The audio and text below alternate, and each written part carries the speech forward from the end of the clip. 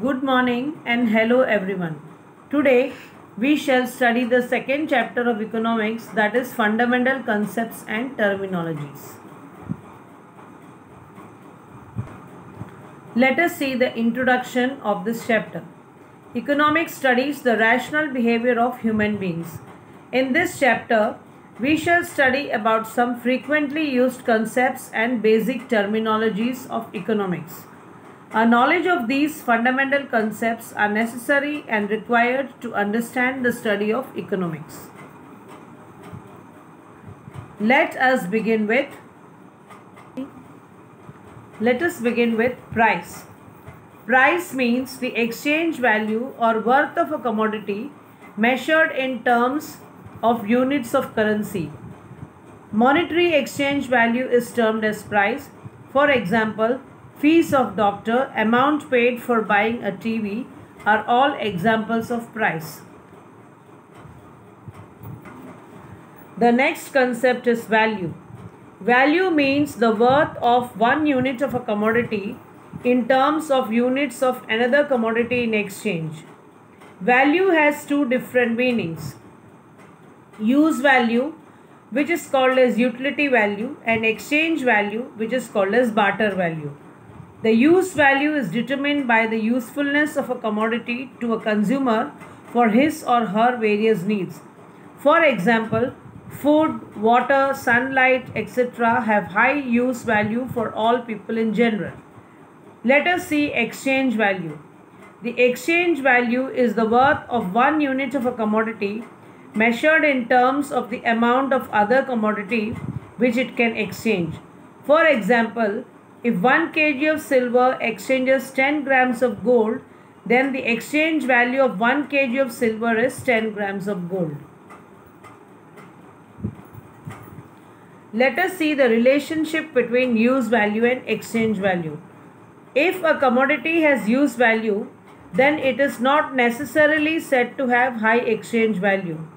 The use value of commodities abundant in supply is very high, but they have very low exchange value, example air, water, sunlight, etc.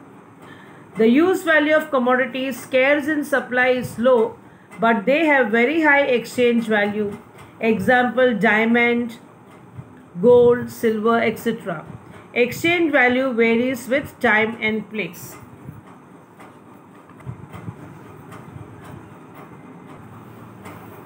Our next topic is the meaning of goods and services. Commodities which have physical existence are called goods.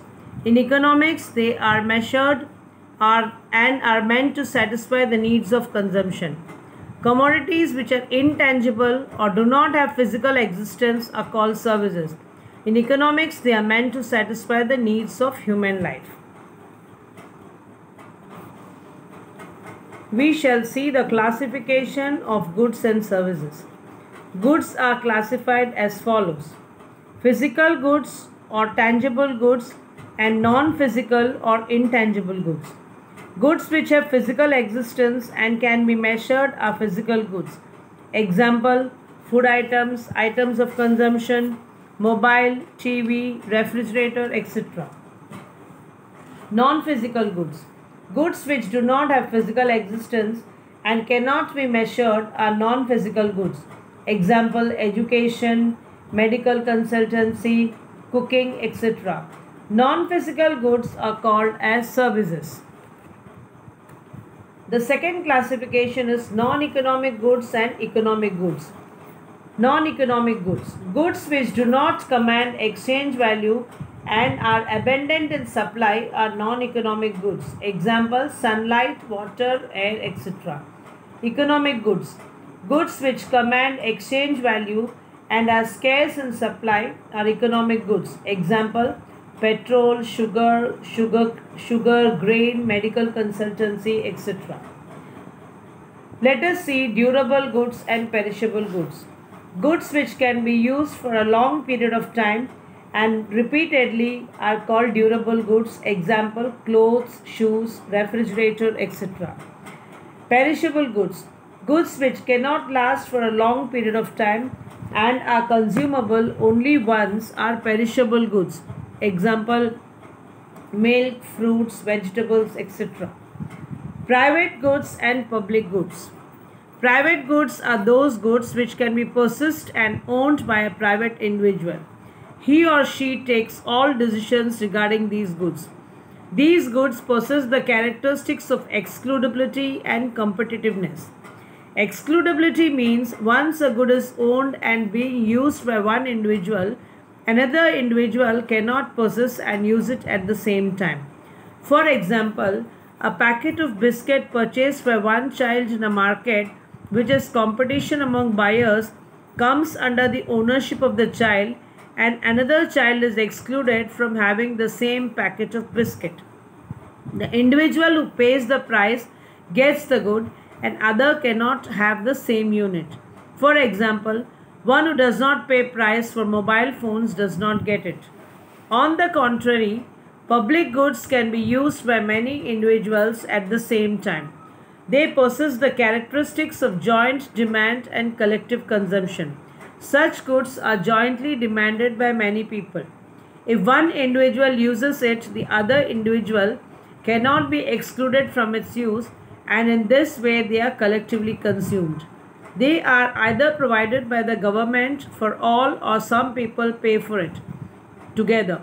For example, a public garden or the garden of a housing society. In short, private goods are owned and used by private individuals, and public goods are owned by the government or group of people and are used collectively. Our next classification is consumer goods and producers' goods. Goods which can satisfy human wants directly or indirectly are consumer goods. Example, cooked food, clothes, etc. Producer goods. Goods which are used for the intermediate stage of production of the final goods and are not directly consumed by the consumers are producer goods. Example, cotton, machines, tractor, utensils, etc. Our next topic is factors of production. This is given in page number 15 and 16 of your textbook. The activity of conversion of raw materials and resources into final goods which satisfy human wants is called production. Hence, production can be called a process which increases utility of resources. For example, when wood is converted into chairs which are demanded by customers for satisfaction of their wants, then the utility of wood increases, and this process of conversion is called production. Now, the agents which help in the process of production or conversion of production are called factors of production. There are 4 factors of production. They are land, labor, capital, and entrepreneur. All these factors are equally important in the process of production. In a system of just distribution of income, total income generated from various activities is distributed to each factor of production as per their productivity or their contribution in generating that income. Now let us see each of the factors of production individually in detail. We first start with land. According to Alfred Marshall, there are 2 categories of factors of production: nature and human beings. Land. According to Alfred Marshall, all natural assets which help in production of economic activities constitute land. The characteristics of land are: land is a gift of nature and is not man-made. The total supply of land is fixed. Land is geographically immobile. All types of land are different in fertility, climate, conditions, and so on. The remuneration of land as a factor of production is called rent. That is, a climate of a particular part of earth, water resources, fertility, mineral resources, all these constitute land. All these constitute land. The next factor of production is labor. Any physical or intellectual work done by humans in order to earn returns, which is done under the supervision by some authority, is called labor. The characteristics of labor are: labor cannot be separated from the laborer. Labor cannot be stored. In a way, labor or effort done by laborer is perishable. The mobility of labor is influenced by social and economic reasons. The efficiency of each labor is different. means the capacity of every laborer to perform labor is different. The supply of labor depends upon population. The remuneration for labor is called as wages. The next factor of production is capital. In modern times, capital is considered to be a highly important factor of production. All man-made goods which help in production constitute capital. In other words, capital is a man-made factor of production. For example, a tractor is a produced factor of production which further helps in the production of agricultural goods. There is a difference between capital and wealth. A good may be a capital good as it helps in production, but it may not possess all the characteristics of wealth. Or another good may be wealth but not a factor of production. The characteristics of capital are: capital is a man-made factor of production. It is the most mobile of all factors of production. The increasing demand for capital in present times, owing to increasing capital-intensive methods of production, has resulted in scarcity of this factor. The remuneration of capital is called as rent. It is called as interest. Entrepreneur. Entrepreneur is the factor of production which coordinates all the other factors for the production process. Management of work done by the manager is a salaried laborer of the entrepreneur. Entrepreneur is the person who sets up the enterprise. Entrepreneur is the risk taker who takes the risk of setting up an activity.